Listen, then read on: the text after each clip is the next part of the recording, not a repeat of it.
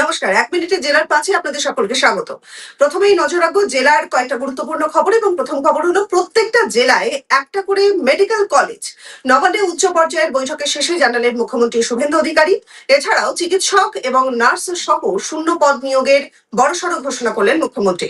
কেন্দ্রের সাথে যৌথ উদ্যোগে 4টি নতুন মেডিকেল কলেজ স্থাপনের পাশাপাশি স্বাস্থ্য দপ্তরকে ঢেলে সাজাতে এবং দ্রুত নিয়োগ সম্পন্ন করার কথা জানান মুখ্যমন্ত্রী শুভেন্দু অধিকারী।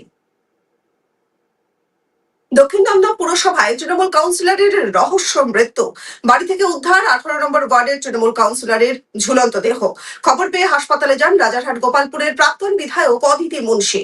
স্থানীয় তৃণমূল নেতৃত্বের দাবি যে কেউ বা কারা সঞ্জয় দাসের কাছে 10 লক্ষ টাকা দাবি করে, হুমকিও দেওয়া হয় বলে অভিযোগ উঠছে।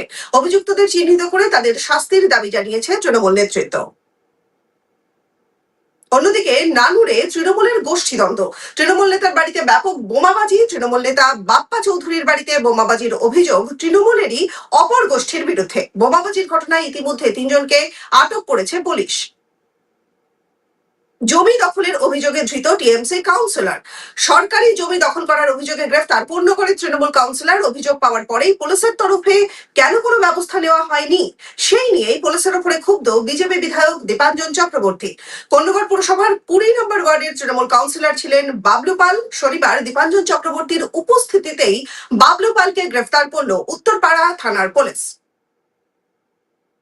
সমস্ত জমি জট মিটে যাবে। রাজ্যে এখনো একাধিক সরকারি প্রকল্প বাস্তবায়নের প্রধান বাধা হলো জমি নিয়ে সমস্যা। আর এবার যেসব প্রকল্পের কাজে জমি সংক্রান্ত সমস্যা রয়েছে সেই সমস্ত জট দ্রুত মিটে যাবে বলে আশ্বাস দিলেন কেন্দ্রীয় প্রতিমন্ত্রী সুকান্ত মজুমদার। তিনি বলেন যে উন্নয়নের কাজে জমি সংক্রান্ত কোনো সমস্যা আর থাকবে না। এছাড়াও সীমান্তে কাঁটা তারের বেড়া দেওয়ার প্রসঙ্গেও তিনি বলেন সবার আগে রাষ্ট্র, এই নীতিতেই চলবে রাজ্য সরকার।